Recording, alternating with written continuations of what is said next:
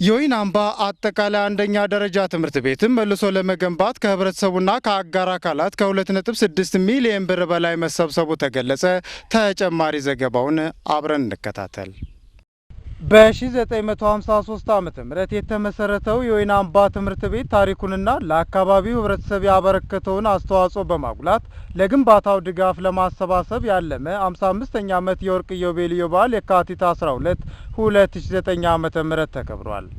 በበዓሉ ላይ የደቡብ ወሎ ዞን እንዲሁም የአጎራባች ወረዳ አመራሮች በደሴና በአዲስ አበባ የሚኖሩ የወረዳው ተወላጆችና የልማት ደጋፊዎች በፌዴራልና በክልል ምክር ቤቶች የወረዳው ህዝብ ተወካዮች የወረዳና የቀበሌ አመራሮች ልዩ ልዩ የህብረተሰብ ክፍሎችና የአካባቢው ነዋሪዎች በተለያዩ ባህላዊ ትርኢቶች ለእንግዶች ደማቅ አቀባበል አድርገውላቸዋል።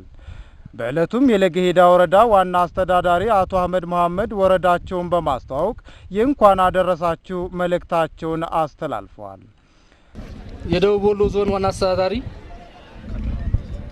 ክቡር አቶ ሲሳይ ዘሪሁን፣ የደቡብ ወሎ ዞን በአደን ጽሕፈት ቤት ኃላፊ ክቡር አቶ ሀሰን እንድሪስ፣ የደቡብ ወሎ ዞን ምክትል ዋና አስተዳዳሪና በአማራ ብሔራዊ ክልላዊ መንግስት ክልል ምክር ቤት የለገሄዳ ወረዳ ህዝብ ተወካይ ክብርት ወይዘሮ መሰረት አባተ፣ በኢፌድሪ ፓርላማ የለገሄዳ ወረዳ ህዝብ ተወካይ ክቡር አቶ ሰይድ በሽር፣ በክልል ምክር ቤት የለገሄዳ ወረዳ ህዝብ ተወካይና የደሴ መምህራን ኮሌጅ ምክትል ዲን፣ የተከበራችሁ የዞን ከፍተኛ የመንግስት የስራ ኃላፊዎች፣ የተከበራችሁ ከተለያዩ ወረዳ የመጣችሁ አመራሮች፣ የተከበራችሁ ይህን ፕሮግራም ለማክበር ከአዲስ አበባ ከደሴና ከተለያዩ አካባቢዎች የመጣችሁ የወረዳችን ተወላጆችና የልማት ደጋፊዎቻችን፣ የተከበራችሁ የቀበሌ አስተዳዳሪዎች እና ከሁሉም ቀበሌ የመጣችሁ ርዕሰ መምህራኖች፣ የተከበራችሁ የሃይማኖት መሪዎች፣ የሀገር ሽማግሌዎች፣ የወይናምባ ከተማና የዙሪያ ቀበሌ ነዋሪዎች፣ የፖሊስና የሚሊሻ አካላት፣ ተማሪዎች፣ በአጠቃላይ የዚህ ታላቅ በዓል ታዳሚዎች በሙሉ በቅድሚያ እንኳን ለወይናምባ አጠቃላይ አንደኛ ደረጃ ትምህርት ቤት 55ኛ ዓመት የወርቅ ኢዮቤልዩ በዓል አከባበር ቀን በሰላም አደረሳችሁ። ትምህርት ቤቱ ከስታንዳርድ በታች የሆነ ለመማር ማስተማር ስራ ምቹ ያልሆነ በፊት ታወቁበት የነበረው ታሪኩ በተቃራኒው ተማሪዎች መማር የማይፈልጉበት ትምህርት ቤት እየሆነ መጥቷል። ግንባታው በመፍረሱ ምክንያት እስካሁን ድረስ ምንም አይነት ጥገና ስላልተደረገለት ትምህርት ቤቱ የወላድ መሃን የሆነና አስተዋሽ የሌለው ሆኗል። ይህን የተገነዘበው የወረዳው መንግስት ትምህርት ቤቱ በወረዳው መንግስት አቅም ስለማይገነባ የትምህርት ቤቱን 55ኛ ዓመት የወርቅ ኢዮቤልዩ በዓል ለማክበር መላው የትምህርት ማህበረሰብን በማሰባሰብ የቀድሞ ተማሪዎችና ሌሎች የልማት ኃይሎችን በማሰባሰብ ትምህርት ቤቱን በአዲስ መልክ ለመገንባት የሚያስችል እቅድ አዘጋጅቶ በየደረጃው ሰፊ እንቅስቃሴ ሲያደርግ ቆይቶ በዓሉን በንግግር የከፈቱት የደቡብ ወሎ ዞን ዋና አስተዳዳሪ አቶ እጅጉ መላኬ በበኩላቸው ለትምህርት ልማት አስተዋጽኦ ሊያበረክት የሚችለውን ሁሉ አቅም ለመጠቀም ይህንን አይነት መታሰቢያ በዓላት ማዘጋጀቱ ጠቀሜታው የጎላ መሆኑን ገልጸዋል።